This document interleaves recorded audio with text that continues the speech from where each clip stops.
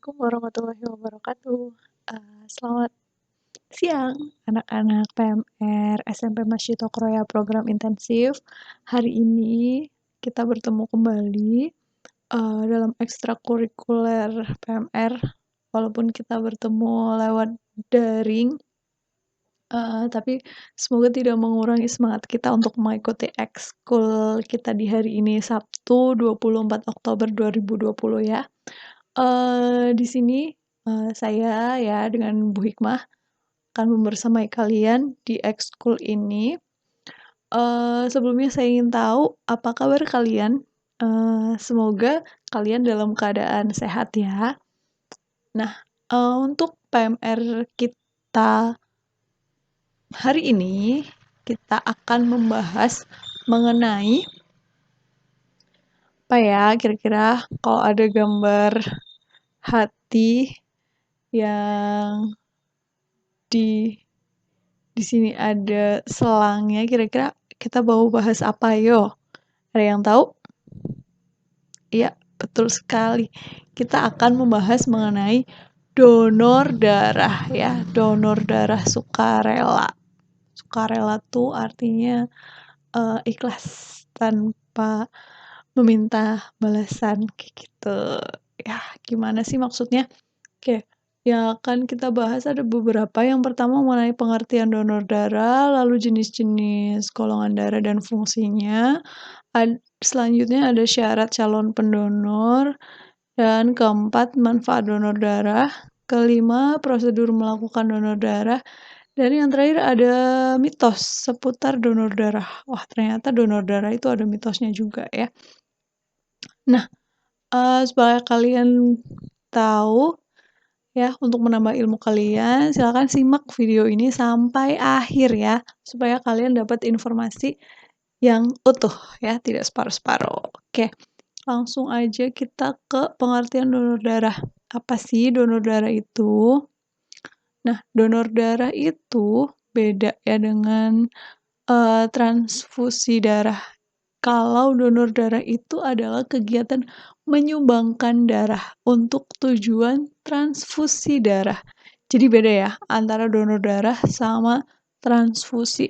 Kalau donor itu menyumbangkan darahnya, kalau transfusi itu proses pemindahan darah dari seseorang yang sehat dan memenuhi persyaratan ke orang yang membutuhkan. Kayak gitu. Kalau donor darah kegiatan menyumbangkannya, kalau transfusi itu hasil darah yang disumbangkan itu disalurkan ya atau dipindahkan ke orang yang membutuhkan. Nah, selanjutnya darah yang dipindahkan itu darah yang seperti apa? Yaitu darah lengkap.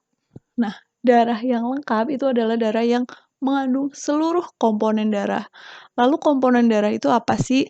Komponen darah itu berisi plasma darah, sel darah merah, sel darah putih, dan keping-keping darah. Kayak apa? Nah, ini ya. Contoh ya, darah itu isinya tuh kayak gini ya. Kalau kalian mau lihat ada darah merah ya. Nah, ini plasmanya tuh kayak gini.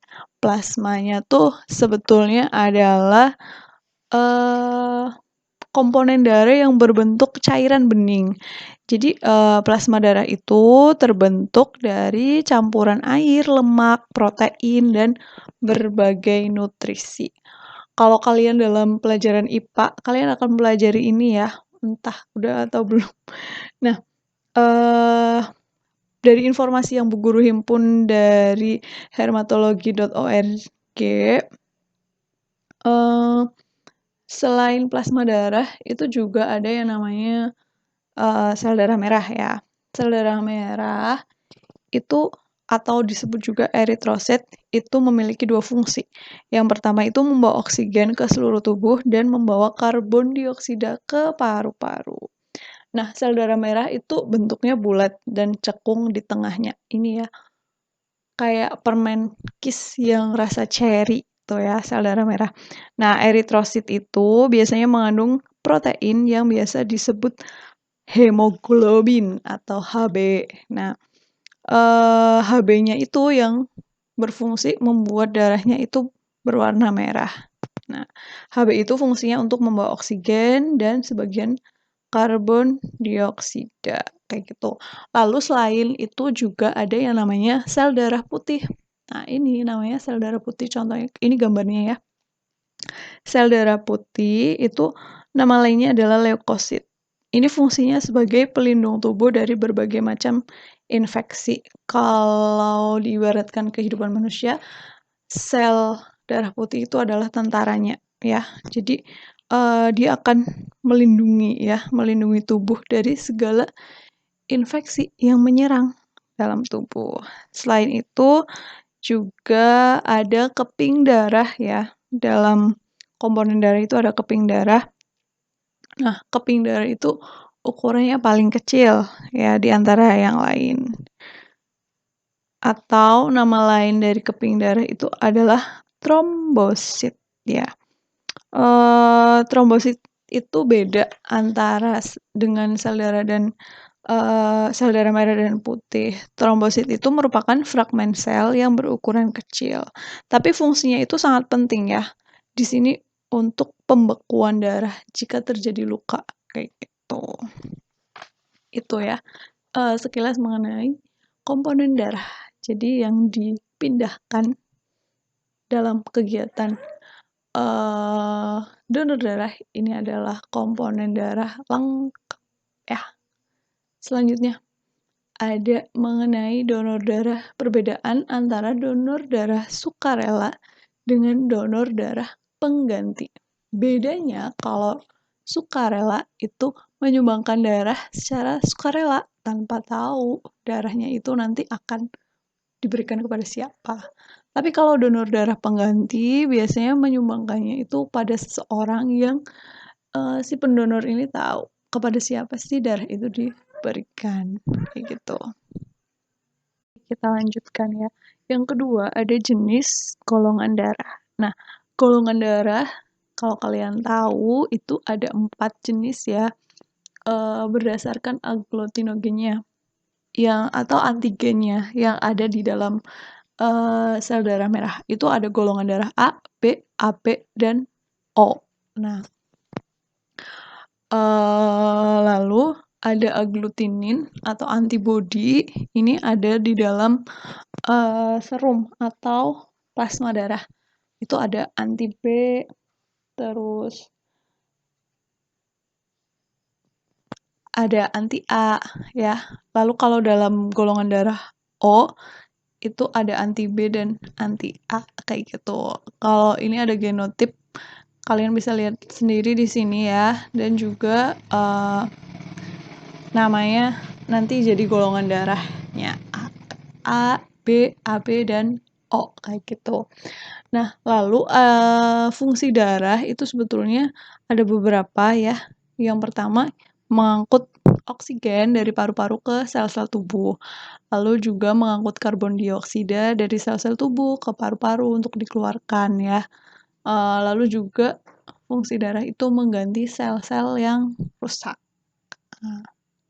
Selanjutnya, kalau kalian mau jadi pendonor, itu ada syarat-syaratnya ya. Yang pertama itu laki-laki atau wanita berusia 18 sampai 60 tahun. Nah, kalau kalian sekarang umurnya berapa? Apakah sudah bisa masuk ke dalam syarat untuk mendonor? Nah, kayaknya belum ya. Kalau kalian mungkin di antara 13-14 tahun ya. 4 tahun lagi deh kayak gitu. Lalu ada sehat jasmani, rohani, dan itu berdasarkan pemeriksaan dokter ya. Berat badan minimal 45 kilo, kadar hemoglobinnya itu minimal 12,5 gram per dl. Nah, lalu ada tekanan darah sistoliknya 100 sampai 180 mmHg dan diastoliknya itu 50 sampai 100 mmHg.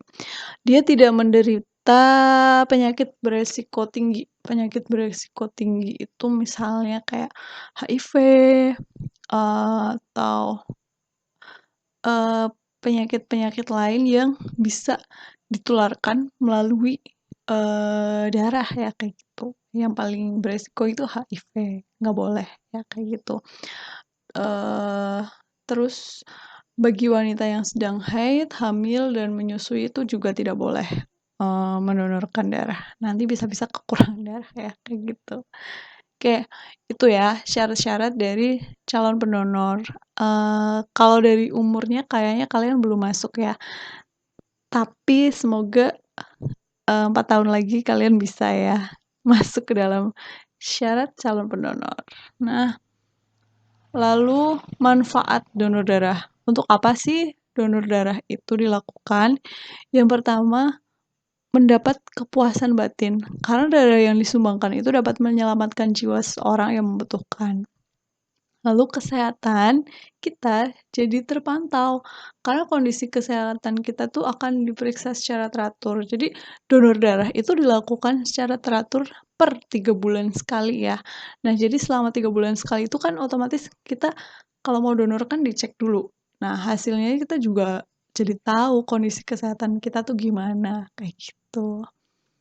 Nah, selanjutnya membuat tubuh semakin sehat, sebab dengan mendonorkan darah, tubuh akan memproduksi darah yang baru, ya, kayak gitu. Jadi, semakin kita mengeluarkan darah, maksudnya lewat donor darah ini, tubuh akan memproduksi darah yang baru. Jadi, tubuhnya malah jadi semakin sehat, kayak gitu.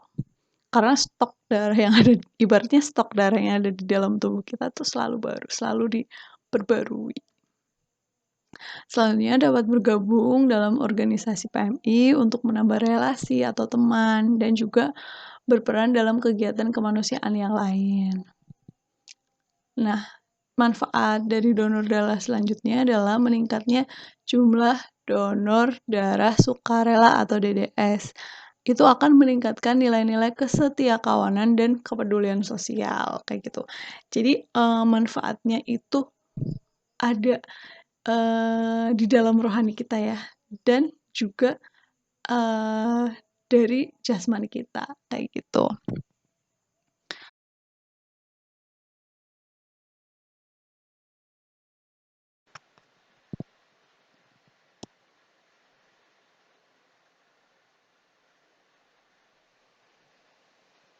Nah, selanjutnya ini ada beberapa mitos yang beredar di masyarakat ya mengenai donor darah. Nah, sayangnya ini beberapa dari masyarakat juga sudah mempercayainya, padahal ini mitos. Mitos itu apa sih? Mitos itu nggak sebenarnya ya, mitos bukan fakta kayak gitu ya. Mitos tentang donor darah yang biasa dipercaya itu yang pertama adalah tahun ini sudah donor darah, maka tidak bisa donor darah lagi, kayak gitu. Jadi maksudnya donor darahnya itu 1 tahun 1 kali aja, padahal itu mitos. Nah, faktanya apa? Faktanya bahwa um, orang dewasa itu kan rata-rata memiliki 5 liter darah dalam tubuh, tergantung berat badannya juga ya. Nah, sekali menyumbangkan darah, itu kan rata-rata mengambil 350 sampai 500 mililiter yang akan digantikan oleh tubuh dalam waktu sekitar 6 minggu atau 1,5 bulan gitulah ya. Jadi, oleh karena itu, seseorang bisa mendonasikan darahnya setiap 3 bulan sekali ya. Jadi tidak ada alasan cuma bisa donor darah sekali dalam setahun karena takut nanti darahnya habis. Padahal nggak kayak gitu ya. Nah, dari penjelasan tadi bisa kita simpulkan donor darah itu bisa dilakukan selama setiap 3 bulan sekali, kayak gitu. Jangan takut darahnya akan habis, kayak gitu ya. Lalu yang kedua, orang yang ditato tidak bisa jadi pendonor. Nah, sebetulnya tidak ada larangan yang menyebut orang-orang dengan tato itu tidak bisa jadi pendonor. Tapi, kenapa sih?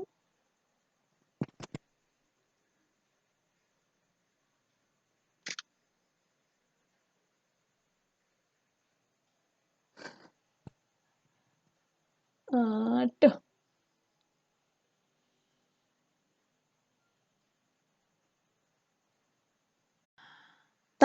Tapi memang ada waktu tunggu ya bagi mereka yang baru saja mendapatkan tato, tindik, atau ke dokter gigi sebelum boleh menyumbangkan darah. Jadi ada jeda waktunya. Panduan WHO itu menyarankan waktu tunggunya itu 6 bulan setelah mendapat tato, 12 jam sesudah mendapat tindik dari profesional, dan 24 jam sesudah kunjungan ke dokter gigi, serta sebulan sesudah operasi gigi sebelum menjadi pendonor. Jadi itu ya tenggat waktunya ya. Jadi nggak serta-merta tuh orang yang ditato itu nggak boleh jadi pendonor. Tetap boleh tapi ada jeda waktunya kayak gitu. Nah, selanjutnya nih, jadi pendonor atau donor itu rentan tertular penyakit.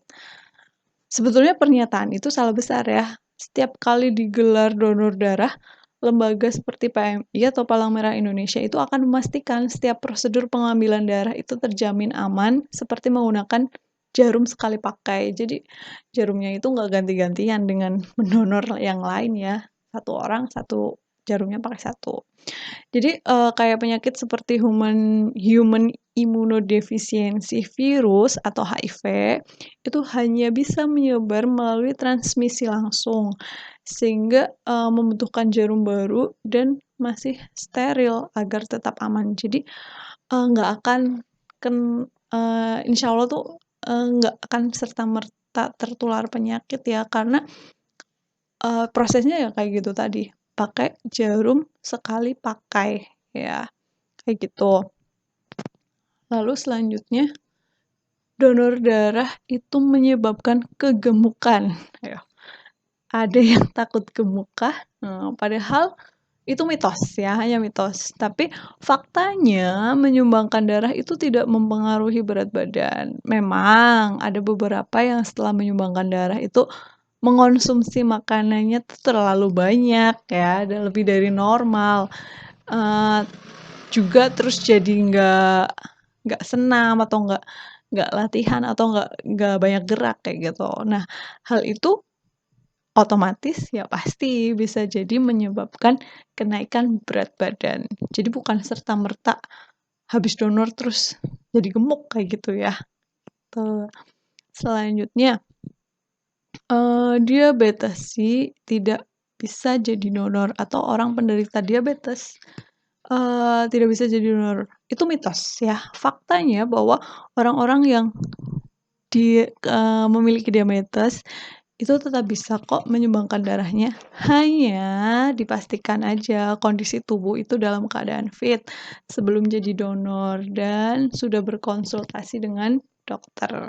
Jadi itu tadi ya beberapa mitos tentang donor darah.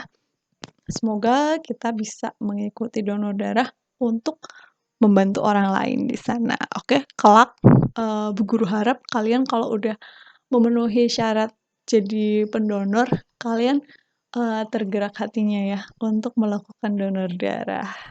Selain dapat kesehatan, juga mendukung dari sisi kemanusiaan.